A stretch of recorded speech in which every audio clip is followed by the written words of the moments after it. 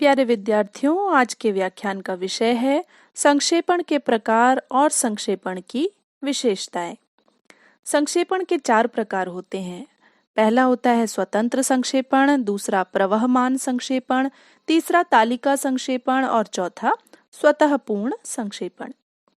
पहला है स्वतंत्र संक्षेपण। यह संक्षेपण का एक सामान्य प्रकार है जिसमें किसी लेखांश का संक्षेपण किया जाता है। स्कूलों, कॉलेजों की पाठ्य पुस्तकों में इसे ही संक्षेपण या सार लेखन के नाम से निर्दिष्ट किया जाता है। स्वतंत्र संक्षेपण मूल अवतरण का लगभग 1/3 होना चाहिए। इसका उपयोग कार्यालय तथा कार्यालय से बाहर विद्यालयों आदि में सर्वत्र संभव है। संक्षेपण का दूसरा प्रकार है प्रवहमान संक्षेपण। जब कार्यालय में निस्तारण के लिए ऐसा विषय आता है जिसमें पहले से पत्राचार हो रहा हो, पहले कुछ निर्णय लिया गया हो, आदेश दिए जा चुके हों, तब उन पूर्वगामी पत्रों, निर्णयों आदि का प्रवहमान संक्षेपण करके टिप्पणी के साथ रख दिया जाता है। वह प्रवहमान संक्षेपण फाइल के साथ अलग कवर में रखा जाता है। पत्रों, निर्णयों, आदेशों आदि का जो क्रम होता है, उस क्रम से प्रवहमान संक्षेपण तैयार किया जाता है। संक्षेपण का तीसरा प्रकार है तालिका संक्षेपण। बहुत दिनों से चले आ रहे लंबे पत्राचार के संक्षेपण में एक से अधिक वैज्ञानिक पद्धति की सहायता लेनी पड़ती है।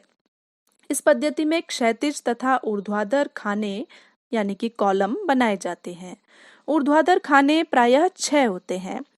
पहला ऊर्ध्वाधर खाना होता है क्रम संख्या, दूसरा खाना होता है पत्र संख्या, तीसरा होता है दिनांक, चौथा खाना प्रेषक, 5वें खाने में प्रेषिती यानी प्रापक का नाम लिखते हैं और 6वां होता है विषय वस्तु।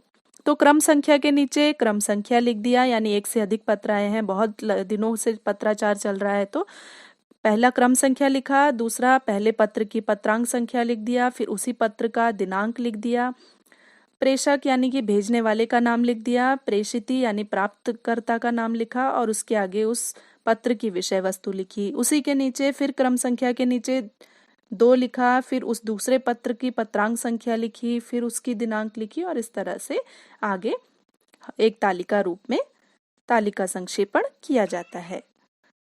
चौथा है संक्षेपण का प्रकार स्वतः पूर्ण संक्षेपण। मंत्रिमंडल की परिषद के सामने चर्चा या निर्णय के लिए विभागों से जो विषय प्रस्तुत किए जाते हैं, उनमें प्रत्येक के साथ स्वतः पूर्ण सारांश या स्वतः पूर्ण संक्षेपण प्रस्तुत किया जाता है। इस प्रकार के संक्षेपण के विषय से संबंधित जो भी बातें रहती हैं, तर्क और तथ्य होते हैं, घटनाएं, पत्राचार आदि सब का उल्लेख रहता है। विषय संबंधी तथ्य और विभागीय प्रस्ताव दोनों रहते हैं। इसके पश्चात है संक्षेपण की विशेषताएं। संक्षेपण की पहली विशेषता है स्पष्टता। स्पष्टता जो है वो संक्षेपण की प्रमुख विशेषता है। उत्कृष्ट संक्षेपण वही होता है जिसमें आवश्यक एवं महत्वपूर्ण तथ्यों का समावेश इस प्रकार हो कि पढ़ने के साथ ही सब कुछ स्पष्ट हो जाए। संक्षेपण की दूसरी विशेषता है भाषा शैली। संक्षेपण में मूल अवतरण से पृथक अपनी भाषा शैली में भावों को प्रभावशाली ढंग से व्यक्त किया जाता है।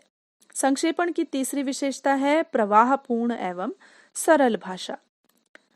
संक्षेपण में अलंकारों, समास तथा मुहावरों का प्रयोग ना करते हुए भावों को प्रवाहपूर्ण, सरल तथा स्पष्ट ढंग से व्यक्त किया जाना चाहिए। संक्षेपण की चौथी विशेषता है क्रमबद्धता। संक्षेपण में क्रमबद्धता होनी चाहिए जिससे भावों को हृदय तक पहुंचाने में आसानी हो। संक्षेपण की 5वीं विशेषता है शुद्ध भाषा। संक्षेपण की भाषा व्याकरण युक्त तथा शुद्ध होनी चाहिए। संक्षेपण की 6वीं विशेषता संक्षिप्त रूप। जैसा कि नाम से स्पष्ट है, संक्षेपण है तो रूप उसका संक्षिप्त ही होगा। तो मूल अवतरण के सार को अपनी भाषा शैली में लिखा जाना चाहिए। अनावश्यक और अप्रासंगिक अंशों के लिए संक्षेपण में बिल्कुल भी स्थान नहीं होता है।